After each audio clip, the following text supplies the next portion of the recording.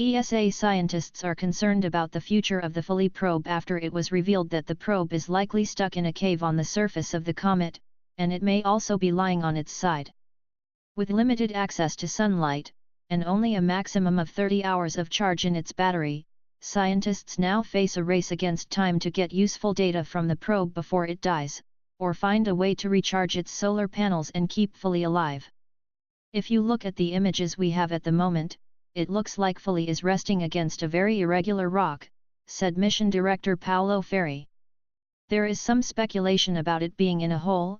Honestly, we have no idea, because we haven't seen all the images. But what is more important is the angle of the lander, and the clock is ticking for us to find this out. In a press conference, ESA also added, "We are in a kind of cave, not a very flat area."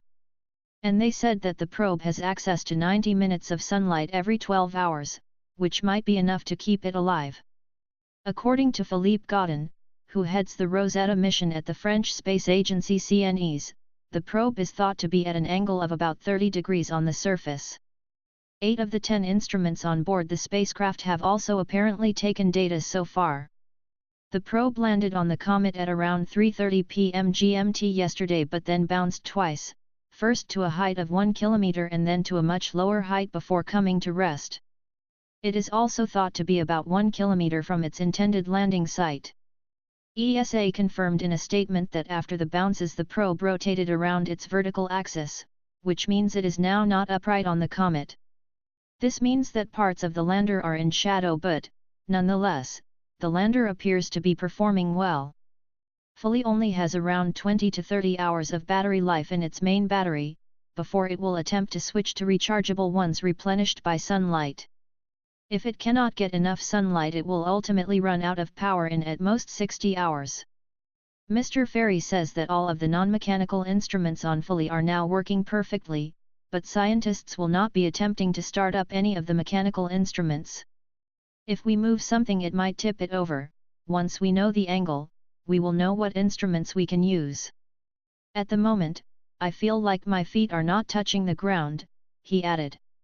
Last night we didn't have enough information, and I was still a bit nervous.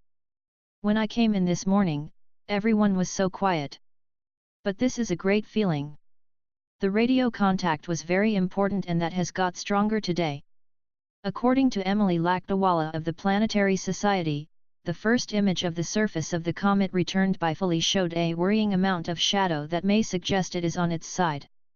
She continued, "Why I don't like shadow, bad for recharging solar panels, also may mean low operating temperatures.